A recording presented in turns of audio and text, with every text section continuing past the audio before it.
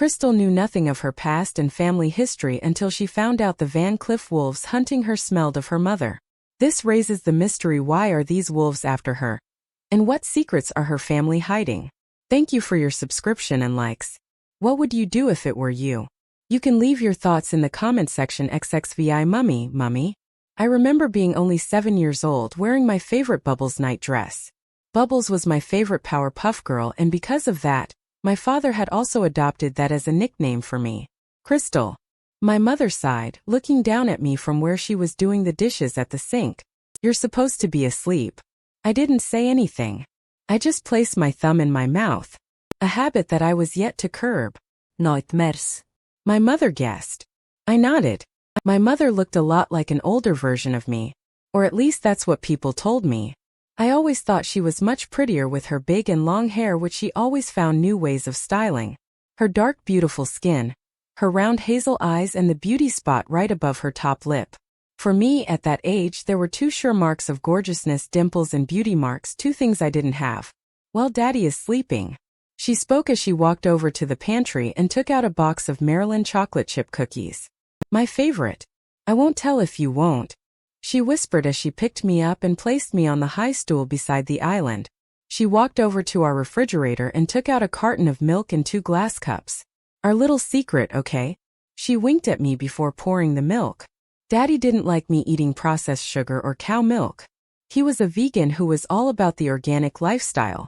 Mum wasn't, but she went along with it. Sometimes.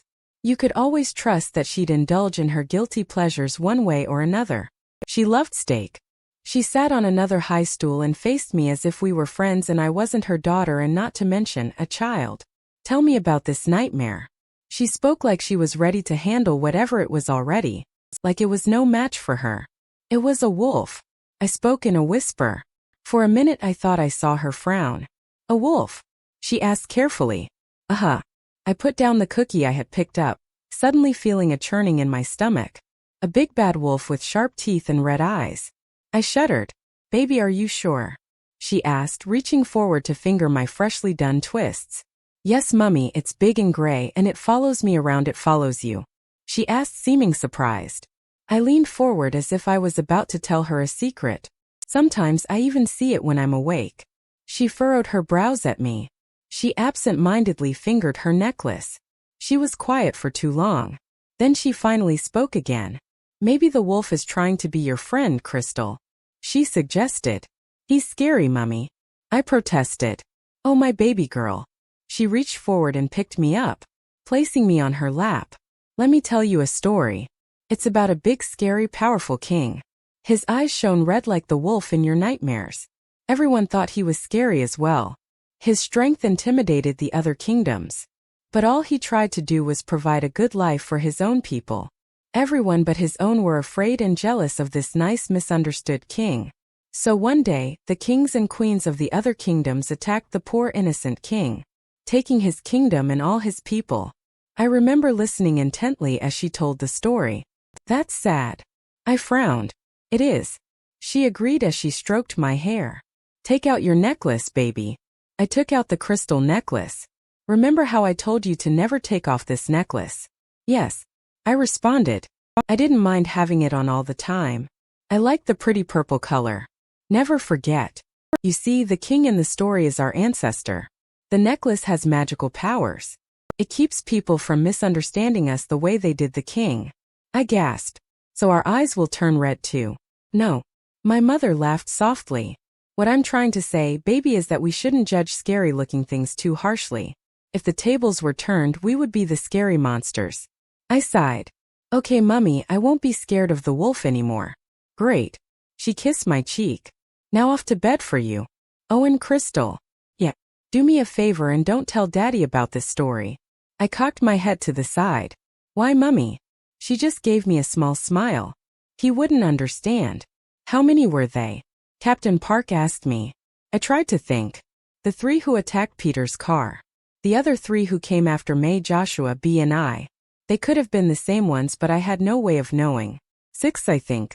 I replied shakily, wringing my hands together underneath the mahogany table. We were at HQ in Tristan's office. His scent was all over, but he wasn't here. Did you recognize any of these wolves? I looked up at her in confusion. Why would I? I didn't mean to sound offensive, but I think I had the right to be. The minute we had gotten here, May had been rushed to get some medical attention. B and Joshua had been taken to some other room, and from what I had heard, the other candidates were there as well. But I had been isolated. Taken straight to Tristan's office, where Captain Park questioned me like I was the one on trial. Captain Park gave me a tight look. With all due respect, Luna, all I'm trying to do is get to the bottom of this. I looked at the door, knowing 2 soldiers had been asked to guard it. It really didn't seem that way. I fingered my necklace. I looked around the office. It wasn't as neat as I would have expected. There were bookshelves on the side of the room, a desk with scrolls and pieces of paper strewn around. Tristan had left a jacket on the back of the head chair. That's where Captain Park stood, behind his chair. Where he should have been. I didn't know where the hell Tristan was. I hadn't seen him since he had run off after the rest of those rogues. And quite frankly, I was nervous and scared, and I wanted him here. 2 attacks in 1 week. The same week I had just opened school, gotten chosen for the AAP, and forcibly been declared Luna. Wasn't my life boring once upon a time? Now Van Cliff wolves were in town, coming after me. Why? I didn't even know any Van Cliff wolves other than my mother and Uncle Victor. The thought sent chills through me. And surely if my mother wanted to talk to me, she wouldn't send a bunch of killer wolves to do it. Besides, she didn't know Van Cliff wolves either. Or did she? As far as I knew, my mother was a secretary at a law firm who painted in her free time. Until I started experiencing the changing, I didn't know about her being a werewolf. And she told me her pack had shunned her for leaving to be with a human. So this didn't make any sense. Crystal. Captain Park called my name. She leaned forward. You know why I would think you would recognize them? She pressed. This would probably be a good time to mention that this wasn't even close to being my first run-in with Captain Jasmine Park. She was a very tall and Asian woman with features so striking you could only describe her as beautiful. She also had a commanding presence which must have suited her job perfectly. She had been the captain of defense and security for over 20 years. She had been the one to run the investigation on Roman. That's why I saw this for what it was. An interrogation. She knew my file. She knew that I was part Van Cliff. She was suspicious, which I have to say was understandable. Heck, I was suspicious. But she had also dug deep into my past, asked me questions that were beyond personal, exposed me inside and out, so she must have also known that I wasn't capable of being a top-class spy. I don't. I told her more firmly. I swear I don't. I have met 2 Van Cliff wolves in my life, my mother and my uncle, and those wolves definitely weren't them. You were talking to one of them when we got there. Your peers can attest to that. I gripped my necklace tighter. I was asking it if it was a Van Cliff wolf. I was asking if it was there for me. As the words came out of my mouth, I realized that they weren't doing much to exactly prove my innocence. My peers can attest to that as well. I added. Why? She asked. What? Why did you think it was there for you? She asked. Because. At that moment the door swung open. I immediately turned just as Bridget walked in. No, Tristan. Bridget looked at me. I wanted to feel hopeful. Tristan wasn't here, but his second in command was. She would surely save me. But when Bridget looked away from me, I wasn't too sure about that. Captain, what is going on here? She addressed Captain Park. The Alpha gave strict instructions that no one was to talk to the Luna before he arrived. She spoke. I felt relieved. She was on my side after all. But why didn't Tristan want anyone to talk to me? Did he think I was guilty? With all due respect, Beta, I'm the captain of defense and security. It's my job to protect my pack. The Luna could have information that could help with that. She told her. Is there a specific reason the Alpha doesn't want anyone talking to his mate without supervision? Is there a reason he thinks I can't do the job I was appointed to do? She's a minor. Bridget spoke, not missing a beat. She can't talk without an adult present. Only if she was a suspect. I'm interrogating her as a witness. Is there a problem with that? Bridget seemed to study Captain Park for some time. She then took a step back. She folded her arms across her chest. I'm not here to tell you how to do your job, Captain, but I am only doing my job. And I'm following the Alpha's orders. He wants to be the one to talk to the Luna. Captain Park could have easily been twice Bridget's age. She obviously didn't appreciate having to take orders from someone who could be her daughter. Captain Park pursed her lips and stepped back. She gave me a look. Tell Alpha Tristan that he is not doing anyone any favors. She spoke before turning to leave. Bridget remained in the same position, looking thoughtful. I cleared my throat to get her attention. Am I in get up? She ordered. I stood to my feet in obedience. Where are we going? I asked. Tristan wants you and Joshua at the manor. She responded as she walked towards the door. Bridget. I yelled. She turned around. What? She snapped. What's going on? Why are Van Cliff wolves after me? Was that other one a Van Cliff as well? Bridget didn't answer. She took a step towards me and narrowed her eyes. You tell me. I looked at her wondering if she thought I was guilty as well. It was always hard to tell with Bridget really. I already told Captain Park that I don't know anything. I spoke in exasperation. That better be true because I swear if you're lying, if you're doing something to hurt Tristan, I would never. I yelled feeling offended. That wasn't fair. She might have been Tristan's right-hand woman, his confidant, his beta or whatever, but that didn't give her superiority over him. Our relationship is a complicated one, but I care about him too. Bridget scoffed. You already have. And you keep doing it. What are you talking about? I asked in confusion. Bridget rolled her eyes. What do you think rejection feels like? Crystal. You think it's like a small cut. Just a little blood and a little pain and you heal. I could tell it was a rhetoric question, so I didn't respond. No, it's like getting hit by a bus. She took a step towards me. And that bus doesn't back away, no, it stays on you. You feel that pressure. He held that in. He kept it all these years. I knew I had caused Tristan pain. She didn't need to remind me. I know what I did, Bridget. I spoke looking down. No, you don't. I do. I'm the one who is always in his head.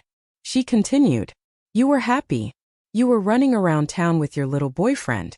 You were happy. Tristan is the one who has spent every day still feeling the effects of the rejection. He is the one who had to see your little lover in his AAP program. She pointed a finger at me. You don't know anything about Tristan's pain, Crystal. And now you're going to ruin his life even more. These rogues, they're coming after you. And he keeps trying to protect you. He keeps trying to protect an eclipse wolf. The pack will start to turn against him. And it will be all your fault. I stood frozen in my spot, clenching my fist. I didn't want to cry. I wasn't going to. At least not in front of her. Bridget's eyes flashed blue. She looked back at me. Tristan is here. She muttered. She turned to start walking away. I followed quietly, still just trying to hold myself up. I honestly didn't want to see Tristan after what Bridget had just told me. But I knew refusing would just cause more problems. So I just let my feet guide me. HQ was impressive for a building that was mostly hidden. They had somehow managed to make it look more spacious than it seemed. But with the mood I was in, I didn't even pay as much attention as I was supposed to. The minute we got to the bottom of the stairs, I sensed Tristan's presence. I saw his back first. There were soldiers surrounding him, listening and nodding along to whatever he was saying. "Okay, you're dismissed," he told them, and they dispersed. All except two, who continued talking to him. I realized that it was Peter and the wolf who didn't seem to like me, Raphael. Tristan suddenly turned around as if someone had called his name. I saw him visibly relax when his eyes met mine. But I didn't. His hair was disheveled and there was a cut right under his chin. He looked at me, head to toe, as if looking to see if I was injured. Seeing him honestly put my nerves at ease in a way. And it was honestly what I needed right now. "Are you okay?" Bridget asked as she walked towards him. "I'm fine." He brushed her off, his eyes still fixed on me. Of course this didn't make Bridget happy at all. He made a move to walk towards me, but he was cut off when Raphael stood in front of him. "Raphael, stand down. My Luna is not a threat," Tristan told him in a stern voice. "That hasn't been confirmed yet." Raphael responded. "Wait, what?" "Raphael." Tristan spoke his name in a warning tone as he looked right into the eyes of the soldier. "Back off, Raph." Peter spoke as he stepped in between the two, pushing Raphael away. "Act like an alpha, Tristan," he told him in a low voice. I saw Tristan ball up his fists and glare at Raphael, but he didn't make any more moves. Bridget stepped forward and looked at Raphael. Soldier, I would think twice about disrespecting your Luna. She's not my Luna. Raphael spat. I know I wasn't rushing to claim the Luna title or anything, but that statement actually hurt a lot. Raphael shot me one last not-so-friendly look before stalking away. Don't worry about him, Luna, Peter spoke, giving me a reassuring look. Raphael is a good soldier who would die for anyone in the pack in a heartbeat, but his fatal flaw is that he lacks in discipline. No, he just doesn't like me. I wanted to say. Tristan didn't say anything. His eyes just followed Raphael, and I could sense how angry he was. I remembered Bridget's words. The pack will start turning against their alpha. Because of me. And it looked like it had already begun. Tristan stepped towards me. He took my hand in his. Are you okay? He asked, looking right into my eyes. I nodded and then caught Bridget glaring at me over Tristan's shoulder. I subtly removed my hand from his. I'm fine. How's everyone else? I took a small step away from him and looked at Peter. May. She'll be fine. He nodded, but his eyes furrowed slightly. Everyone is fine, Luna. They didn't get to anyone. Thanks to you. Bridget grinned at Peter. You got them good. Peter shrugged and one of his dimples appeared. They had it coming. I can't take all the credit though, T definitely held his own. I thought back to how Tristan had jumped into the way of those wolves. I turned to look at him. Are they dead? Peter opened his mouth to say something, but Tristan cut him off. Could you leave us for a second? Peter, go get Captain Park. Bridget, handle the candidates. The candidates need to hear from their alpha, Tristan. They just went through a traumatic experience. Your brother is among them. Bridget gave me a sort of accusatory look. The blame wasn't going to stop, was it? Fine. Just give me a minute. He responded gruffly. Bridget and Peter left. Tristan sighed. He took a step closer to me. Look at me. He spoke softly. I did. His green eyes were clear. His brows furrowed. His lips in a straight line. I promised to protect you. He spoke. I nodded. I know. I would be failing in that if I let anything happen to you, you know that, right? I nodded, really not knowing where he was going with this. I can only ask you for one thing in return, Crystal. One thing. I nodded at him, urging him to go on. Honesty. Complete honesty. I nodded, still looking up at him. This was Alpha Tristan I was talking to. Not just Tristan. Did you know those wolves? Did any of them seem familiar? He asked, still calm. I shook my head. As I had told Captain Park and Bridget. I have never seen those wolves in my life, Tristan. Why were you talking to that one? He asked. Still calm, not accusing in the least. I shut my eyes and took in a deep breath. You asked me if there was anything familiar. I opened my eyes and Tristan was watching me attentively. I don't know those wolves. I promised Tristan. But I know that scent. It's a scent I had picked up from my mother a couple of times. I sucked in another breath, keeping my emotions at bay. It might just be a coincidence, but Tristan, is she part of this? Is she in trouble? Is she a rogue? I don't know. He spoke. He placed a hand on my shoulder.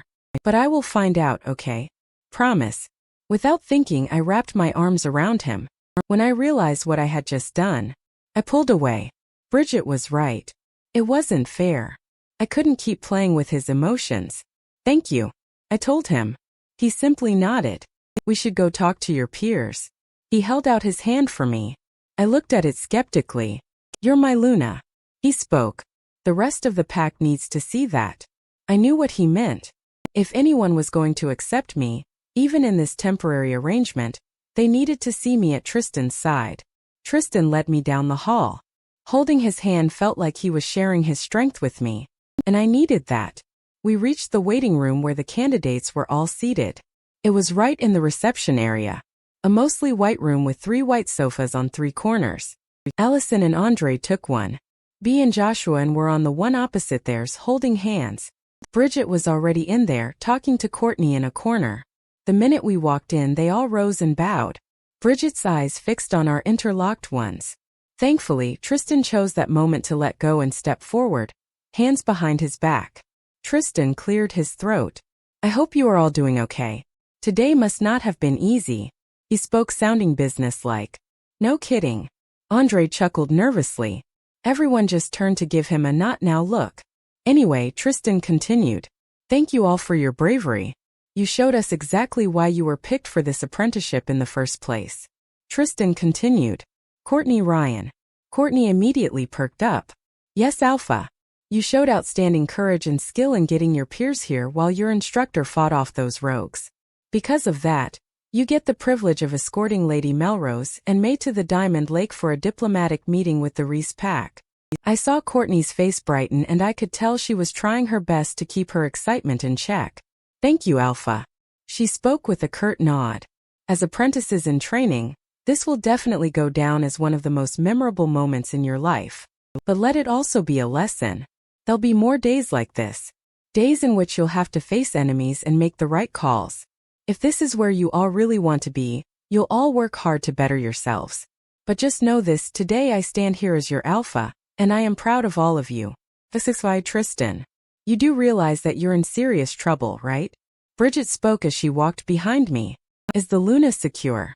I asked, ignoring her statement. Tristan, forget Crystal for a second and let's talk about you. You ordered Captain Park not to interrogate her. What do you think the rest of the council is going to think when they hear about that? She's one of the most respected individuals of the pack. Your mother chose her herself. She mentored you and has always treated you like a son. And now it looks like you're choosing Crystal over her. I stopped and spun around. That's because I am. I told Bridget. She rolled her eyes. Right. You're choosing the Van Cliff Wolf, who is also the girlfriend of our pack's current #1 most wanted over the woman who was there when you were born. Watch it, Bridge. I growled. She took a step forward, not at all intimidated. You chose me to be your beta because I give it to you straight. Because I've been your best friend since diapers. She used a finger to poke my chest. Because I have your back always. Because I'm your ride or die. And I'm telling you, you can't keep choosing her over everyone. I shut my eyes and squeezed them tight before opening them again. I can't control it, okay? I admitted. Bridget frowned. We were in the hallways of HQ, just leaving my office. The hallway was empty. Everyone was probably preparing for the meeting downstairs in the conference room. This isn't love, you know that, right? She asked in a quieter voice. I clenched my fist. What is it then? What do you call it when God gives you a person you can call your own? A person who consumes you and your every thought. I know a smart Alpha wouldn't make the calls I'm making right now. But every bone in my body tells me to trust her, to protect her. That's not the mating bond, T. She spoke softly. That's you. You always trying to save people. Crystal is your mate, but she's toxic for you. You need to drop her before she destroys you. Crystal didn't want me. I knew that. After all this was done, she would reject me. But I kept telling myself that it was okay. If I could protect her from Roman and his propaganda, it would all be worth it. Crystal isn't going to destroy me. I told Bridget. What happens after she rejects you, T? You can play house with her all you want, but this won't end well. And I don't want to see that happen to you. Bridget tried too hard not to show her emotions. But I had known her too long. She was concerned. I was trying my best to not bring emotions into this arrangement. But all I had to do was look at her and my defenses would come crumbling down. Bridge, I need you with me on this. I need you to be my friend, my second in command. I've made this decision and I need you to be my beta and support me. Bridget rolled her eyes. Of course I'm with you, T. She punched me playfully, but playful for Bridget still hurt. I'll help you protect your little damsel. I just know it won't end well. I sighed. I know that too. I could try to deny it all I wanted, but this would end the way it had begun. With me in pain. But there was nothing I could do about it. I just had to push those feelings back and do my job. My job was to protect everyone in my pack, that included Crystal. Is she worth it? Bridget suddenly asked. I grinned. Yeah, she is. I thought I saw her face drop, but she quickly covered it up. Bridget's feelings for me didn't go unnoticed. We were usually in each other's heads and we knew each other, probably better than anyone else. She's been around since I was in diapers. She was there the first time I went through the changing, she was my first kiss, and she was the girl I lost my virginity to. She was there when my parents died, when I took my place as Alpha. She has always been there by my side. And even though the lines of our friendship sometimes got blurred, I knew I could always count on her. The only other people who had been by my side as much as her were Raphael and Peter. Peter is my childhood friend and I trained for the army and went to war with Raphael. An experience like that is always sure to create an unbreakable bond. And even though his attitude towards Crystal is rotten, I know he's a good guy. It's just that he has had a bad experience with halflings in the past. A lot of members of my pack have. That's why it's so hard for them to accept outsiders. Have you talked to your little damsel about the mating ceremony? Bridget asked. First full moon is in 2 weeks. That's a topic I had very pointedly been avoiding actually. Crystal's a minor. I told Bridget like I had done many times. Bridget rose a brow at me. She's also turning 18 next month. Your grandmother and the other elders are pretty strict about tradition. That was true. But the mating ceremony definitely wouldn't happen. I would never disrespect Crystal like that. Then we just have to find Roman before that. I told Bridget. She smirked. Right. So that you can kill him. She spoke casually. What was that about you wanting to protect her again? She asked sarcastically. Hey T. I heard Peter call my name as he walked towards us. The meeting is set. The council members are downstairs. All they need is you. He told me. Thanks, man. I told him. Take the rest of the day off and go check on May. He nodded. Thanks. I could see the relief on his face. Peter was a loyal apprentice, and even though he was one of my most loyal friends, he never took advantage of that. He did his job and never slacked off or asked for special favors. Not even to be by his mate's side at the hospital. Oh, by the way, Peter spoke, just a heads up, Captain Park is pissed. I turned to Bridget, who simply had an I told you so look on her face. I sighed. Let's just go. I led the way back to the first floor. The boardroom was in the back. The minute Bridget and I walked in, everyone rose. I gestured for them to all sit down. Taking the title of Alpha had been one of the hardest things I had ever done. I didn't even know if I had wanted to take the very title that had gotten my mother killed. So I stalled and went to college first so that I wouldn't have to do it full time. But I knew that my pack needed me, and that it was my responsibility. The hardest part by far, though, was being in charge of people way older than me. People who had been my parents' friends. People I should have been respecting. Thank you for being here. I told them all as I stood in front of the curved table. Another attack, Tristan. Roger, the head of social welfare, asked in annoyance and disapproval. You know, all this does is make us look weak. Once other packs hear that the Silvercrest borders are not secure enough to keep rogues out, we'll get more frequent attacks, and then what will happen? Kinney, the head of the Foreign Affairs Division, spoke up. Suddenly there was a breakout of different voices as everyone tried to speak up at the same time. Order! Bridget yelled. The Alpha only has 2 ears, so one at a time.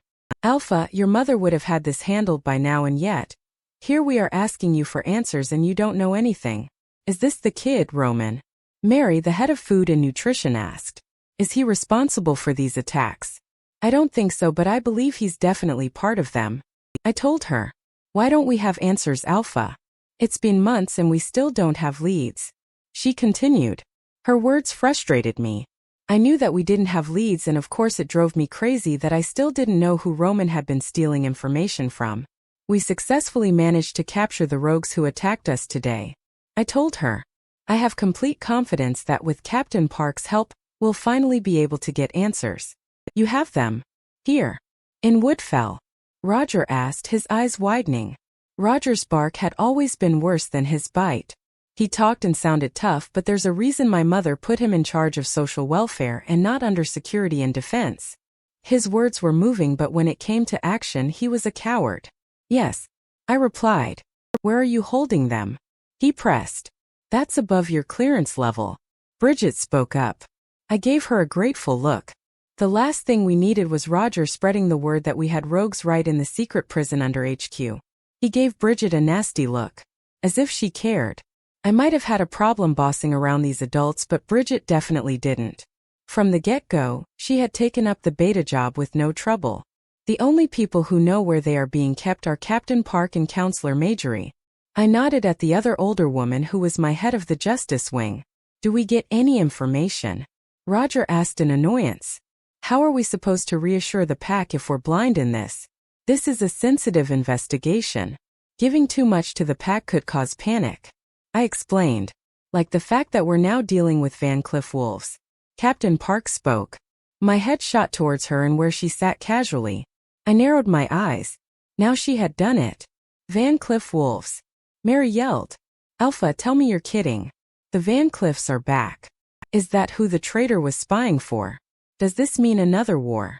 Isn't the new Luna a Van Cliff? The last question caused the room to quiet down as they spoke in quieter voices among themselves, each of them looking at me with accusatory glances. I felt my anger towards Captain Park growing. This is exactly what I had been avoiding. She had just opened a can I hadn't wanted open. The Luna grew up among humans. Her werewolf heritage might come from the Van Cliffs, but she's as much a Van Cliff as you and me. Bridget spoke. She might not have wanted to support Crystal, but she knew the importance of the Alpha and Beta sharing a united front. When Crystal moved here, I hadn't even been around. I had been consulted about her case, but other than that, I didn't know her. I knew her uncle. His migration to the Silvercrest pack had been a scandalous one. He was packless when he met his mate and moved to Woodfell, but that didn't change the fact that his heritage was still Van Cliff. A lot of people had been against his moving here, but my mother still let him in.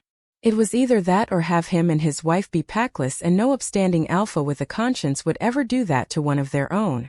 But Victor fit in. He was a good hard-working member who didn't cause trouble, and of course everyone accepted him. Especially because of how beloved Sarah was. I didn't see the problem in letting his niece in. The file said that her parents couldn't take care of her in a human world now that she was going through the changing, so I didn't really think before I signed off on letting her in. Captain Park had done a thorough background check on her, and she was by every definition harmless. That is until the trial. She might have been declared innocent, but much damage had already been done to her character. Especially her being exposed as a Van Cliff. It wasn't even supposed to matter. Everyone knew she had grown up among humans. And she is the niece of 2 upstanding pack members. But because of her association with Roman, people hear the word Van Cliff, and they say no wonder. That explains it. She can't be trusted. That's why Captain Park reminding everyone of her heritage is a huge problem. And how can we believe that for sure? After all, the Alpha hid the fact that she was his mate for almost 4 years. Roger yelled. My private life is my private life. I don't have to share it with you. I snapped. Roger scoffed. In case you forgot, kid, you're the Alpha. Your private life affects the whole pack. Especially who you choose to be your Luna. I clenched my jaw. Call me a kid again, Roger shot up. If you don't want to be called a kid, then act like a freaking adult. Act like the Alpha of the freaking largest pack in the hemisphere. I took a step forward just as Captain Park also stood up. Counselors, clear the room, she announced. Everyone immediately got up and started leaving. Roger stayed in his position, glaring at me. Do you want to challenge your Alpha, counselor? Captain Park asked him in a threatening tone. Roger didn't take his eyes off me. Maybe not today. He spoke before turning to leave with everyone else. It was now just me, Bridget, and Captain Park. The room felt silent, and all I heard were Captain Park's footsteps as she marched towards me. I sure hope you're proud of yourself. She spoke. Why would you do that? I growled. Do what? Tell the truth. Distribute sensitive and private information. I yelled. I told everyone in this room what they needed to know. I told them the truth, something you should have done yourself. The truth puts everyone in danger. No, it puts her in danger, and you know it. She moved closer so that she was right in my face now. Face it, Tristan, this girl is clouding your judgment. I personally mentored you to take the Alpha spot, so I know that wasn't you thinking with your head screwed on straight. I know the council says things that might make you mad, but how you respond tells what kind of man you are. She spoke so quickly I couldn't say anything if I tried. And the way you responded today just showed your immaturity. What were you going to do? Fight Counselor Roger? Make him submit? He might be old and fat, but what if he had one? What if he had stolen the Alpha title from underneath you because you were too emotional to control yourself? Or worse yet, what if he goes out there and tells your pack about how childish and immature you are? What if they all line up trying to challenge you? She let out a sigh. Tristan, I'm on your side. But you have to stop giving them a reason to believe you don't deserve your title. The cards are already stacked against you with your age. Now you're Luna and you want to add recklessness to that list.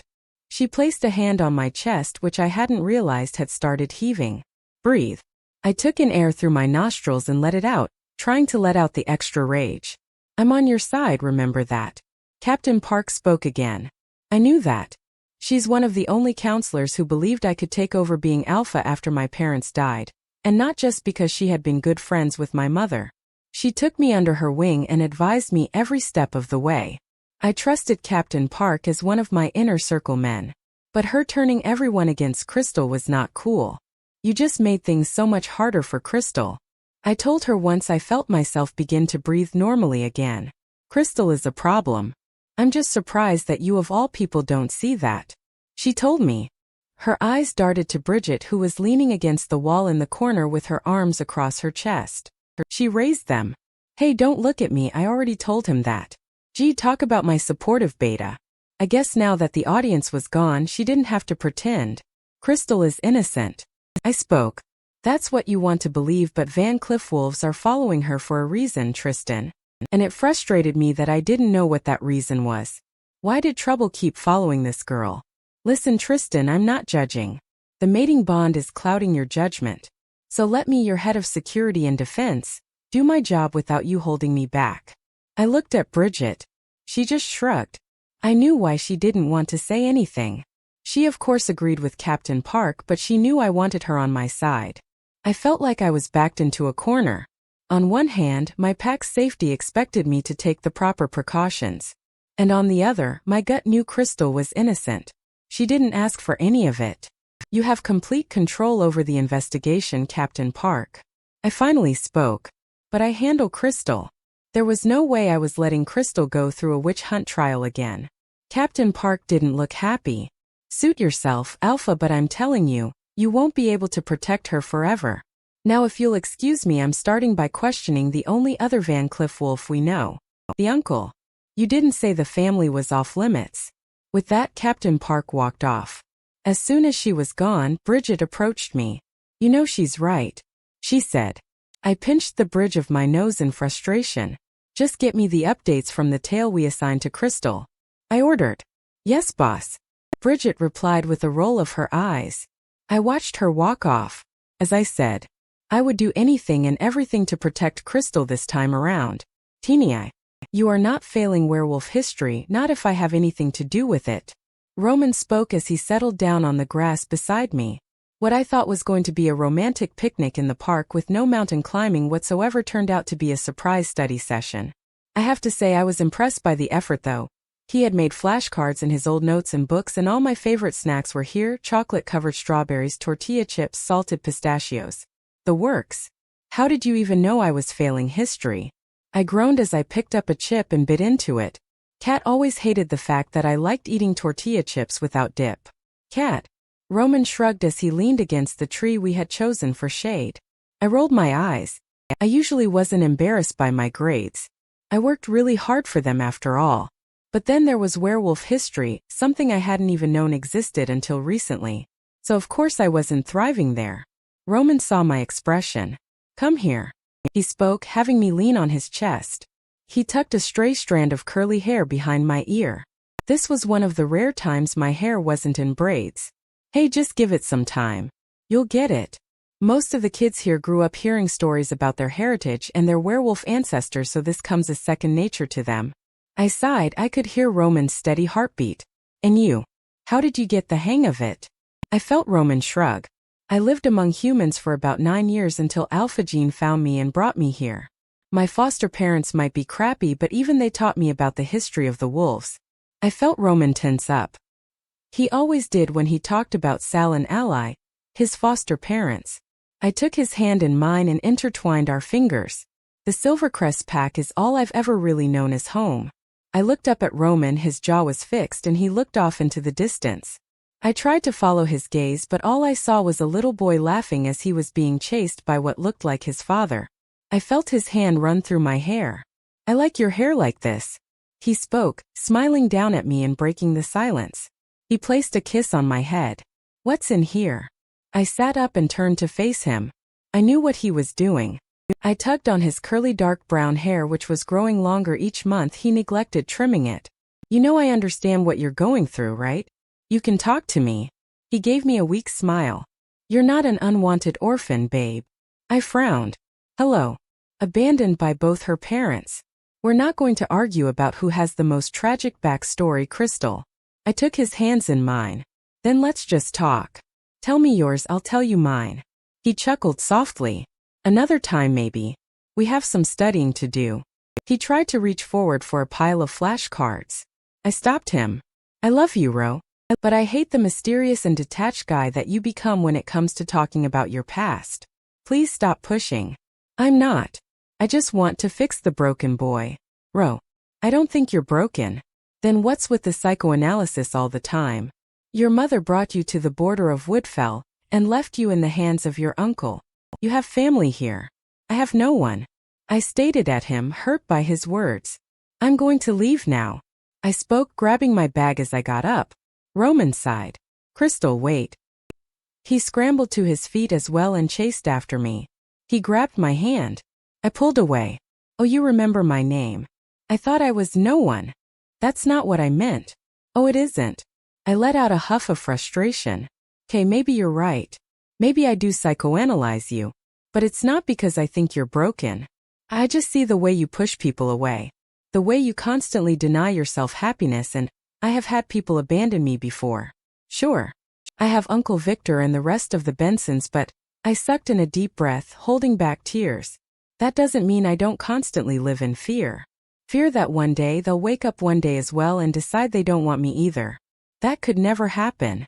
Roman reassured me, reaching out as if he was unsure on whether he could touch me or not. You don't get to tell me that. I told him. Because every day I wake up and I have the same fears regarding you. Crystal. He spoke softly. I'm still here. That's just it though, Roman. You're here now, but with the way you act sometimes I don't know if you'll stay. Roman frowned. Crystal, can you promise me that, Roman? Can you promise that you won't push me away too? That you'll stay. I thought so. With that I spun around and left. So you're just gonna be here? I asked Rick. Rick was part of the security detail Tristan had allocated to me. And to be honest, I wasn't exactly thrilled. Rick seemed nice, don't get me wrong. I mean, so far he hadn't spat the word halfling in my face or given me an accusatory look like pretty much everyone had been doing so far. Hey, it's not like I had summoned the Van Cliff wolves. To be honest, I was as curious about why they had come after me as well. Yes, Luna. He responded. But don't worry, it will be like we're not even here. I looked behind him at the minivan we had come back in, at the 6 other soldiers who were already scouting the area. I nodded, okay thanks. I'll be heading in now. I told him. Okay, Luna. He spoke with a bow. I sighed. I didn't even have the energy to argue with that title right now. I turned around and headed up to the house. Tristan had wanted to escort me home, but he had emergency meetings to chair and not to mention wolves to interrogate, I bet. But it would have been nice to have him here. I was getting too used to leaning on the comfort that the mating bond brought about, and that honestly scared me. But in other ways I was glad Tristan wasn't here. Something had been nagging me about this whole ordeal. Something I couldn't tell Tristan. At least not until I understood it myself. I didn't expect anyone to be home when I walked through the front door. I had been looking forward to the peace and quiet so that I could think. But when I saw Uncle Victor by the kitchen island, I couldn't say I was too mad. Especially when he rushed up to Annie and wrapped his arms around me in a hug. Crystal. He breathed out in relief. I rested my head on his chest and let him embrace me. After the day I hadn't realized how much I needed this. He pulled away and looked at me from head to toe. I'm so glad you're okay. Yeah, everyone is, thank God. I spoke. How did you get home? He asked. I pointed towards the door. Tristan's soldiers dropped me off. They're still out there. We should probably warn Aunt Sarah and the others in case they get spooked. I didn't want to imagine Aunt Sarah driving back with Parker and Hazel and getting frightened by strange men in the woods. I already called your aunt. Uncle Victor spoke. She's picking Kat up from school, so I don't think that will be a problem. I sighed in relief. Okay, that's good. I looked up at Uncle Victor. Who told you? I asked curiously. As far as I knew, no one had informed my family about the ambush. Captain Park. Uncle Victor responded. She just summoned me for questioning and explained everything that happened. I looked at Uncle Victor. He was wearing a clean button-down and black jeans. Usually by now he'd still be at one of his construction sites. Summoned you for questioning? I asked in confusion. Do they think you know something? Maybe. I don't know. but they have reason to. I'm an ex-Van Cleef and they seem to be following my niece. Uncle Victor sighed. I pulled away from him and looked into his eyes. Do you know anything about this? Uncle Victor looked offended. What are you trying to ask me, Crystal? Nothing. I responded quickly. I didn't mean to accuse Uncle Victor in any way. It's just that he is the only other Van Cleef wolf I knew. That's probably why Captain Park was calling him in as well. Uncle Victor, I nervously tugged on my necklace. One of those wolves, it had Mum's scent. I didn't even know I had memorized my mother's scent until I had picked it up again today. Uncle Victor looked thoughtful. Crystal, go up to your room and get some rest. He spoke dismissively. You've had a long day. I frowned at his reaction. Uncle Victor, do you know those wolves? Or why they're coming after me? He put his hand on my shoulder. I stopped being a Van Cleef long ago, Crystal. So did your mother. I don't have any association with them anymore. Nor would I want to. That's not an answer to my question. I replied. What do you want me to say, baby girl? He asked, an exasperated look crossing his face. I just want to understand all this. Maybe there was a family member you guys left behind who came looking for me or us. I suggested. I had never met my grandparents, my mother never talked about them. Neither did Uncle Victor. Crystal, I need you to understand that Van Cleef wolves looking for you isn't a good thing. He spoke seriously. I noticed for the first time just how stressed and agitated he looked. Why? I pressed. The topic might have been making him uncomfortable, but this was my life. The wolves were following me. If I was going to ask Tristan to stick his neck out for me, I needed to know what I was getting him into. Why does everyone associate being a Van Cleef with being some sort of villain? I know you told me not to ask in the past, but I'm getting older and I need more answers. Mum sure isn't here to give them to me. Uncle Victor frowned at me.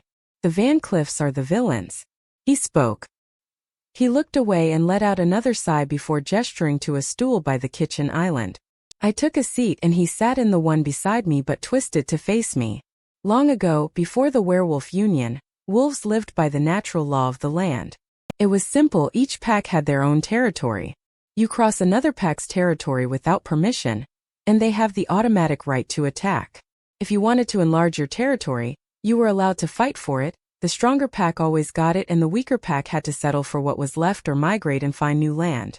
As werewolves grew, they became more civilized. No one wanted to depend on bloodshed to resolve issues of land. So the Werewolf Union was formed by the alphas of the three major packs, the Silvercrest pack under the Melroses, the Shadow pack under the Reeses and the River pack under the Stones. I listened carefully even though I already knew this part from werewolf history.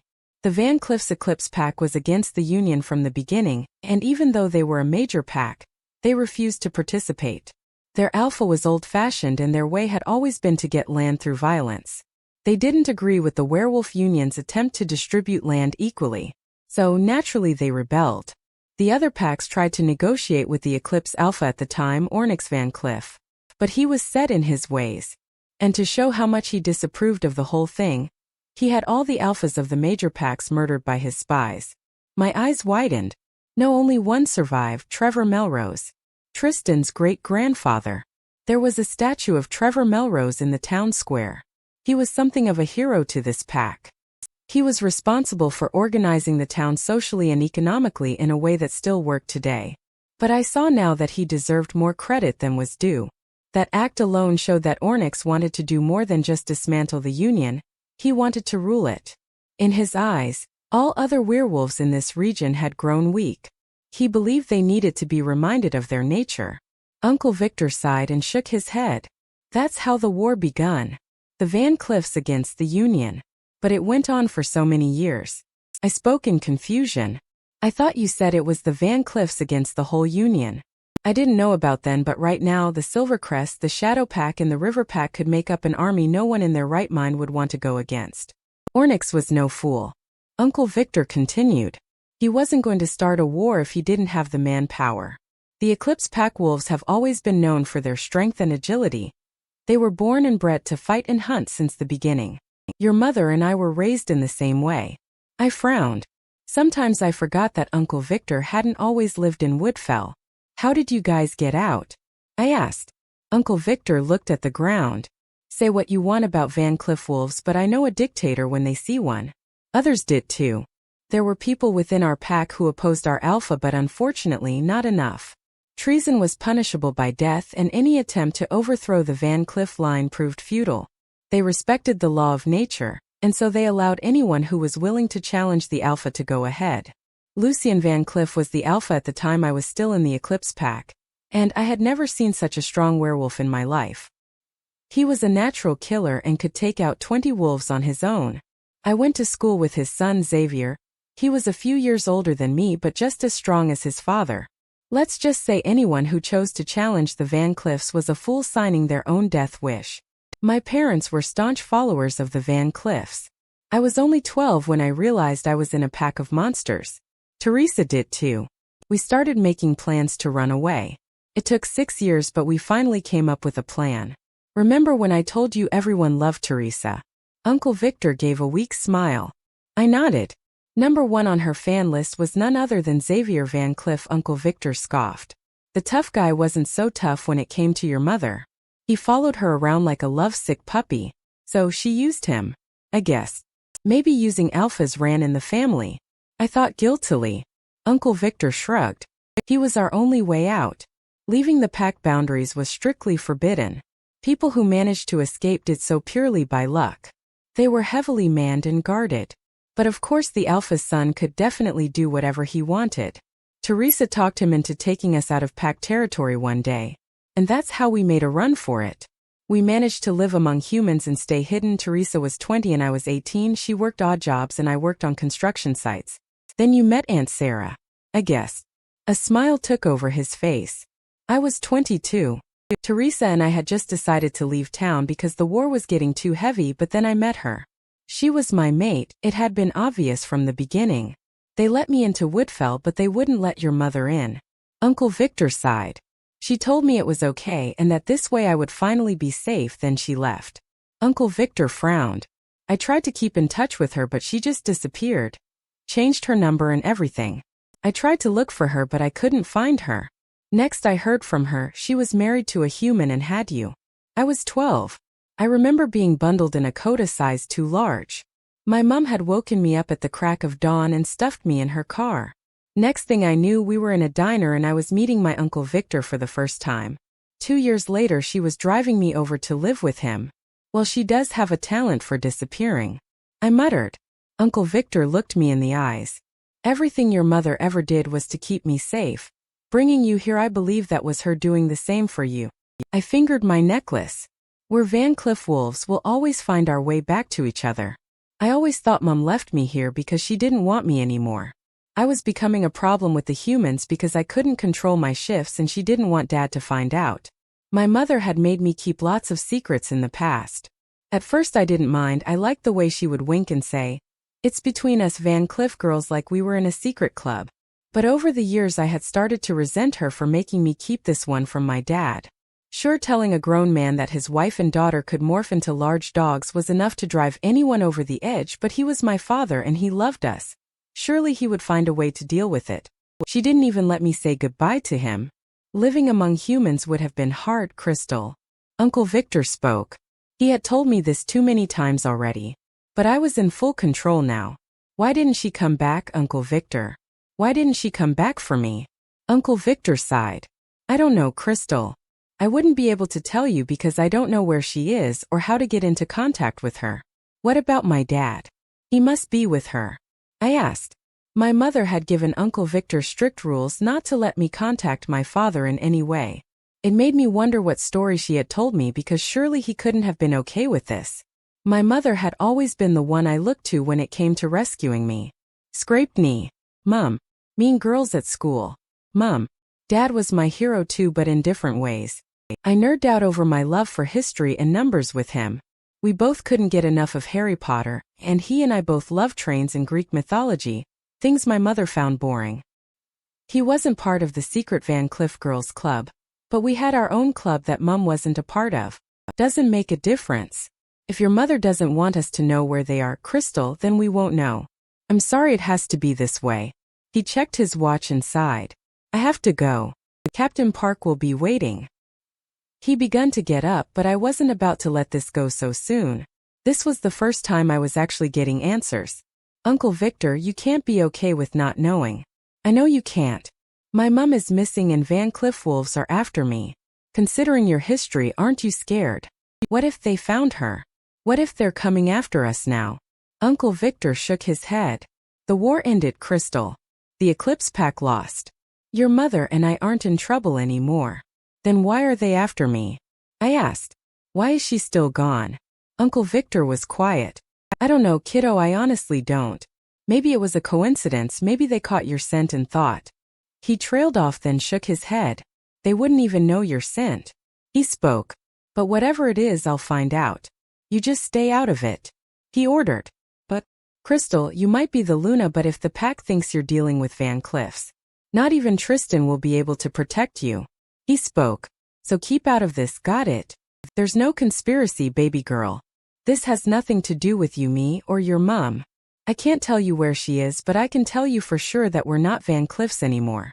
I nodded reluctantly, but questions still ate at me. However, I knew I would only have time for one. So I decided to ask the one that had been bothering me the most. Before he walked out the door, I called to him. Uncle Victor. He turned around. Yeah. Did you ever tell Roman about Mom? The night she brought me here, I mean. Uncle Victor furrowed his brows. Where's this coming from? I was curious. Uncle Victor looked suspicious, but he answered the question nonetheless. No, Crystal. I know how painful that day was for you. Not even your Aunt Sarah really knows the details. Are you sure? I insisted. Maybe it slipped out. I promise you I didn't. Uncle Victor spoke. Why do you ask? I felt my nerves growing by the second. Why couldn't he just have said yes? I shook my head. As I said, I was just curious. I'm tired, I think I'll just go rest my head. I spoke quickly before turning to leave. My heart started thumping in my chest. I believed Uncle Victor. But he might have been wrong about one thing. This seemed too much like a conspiracy.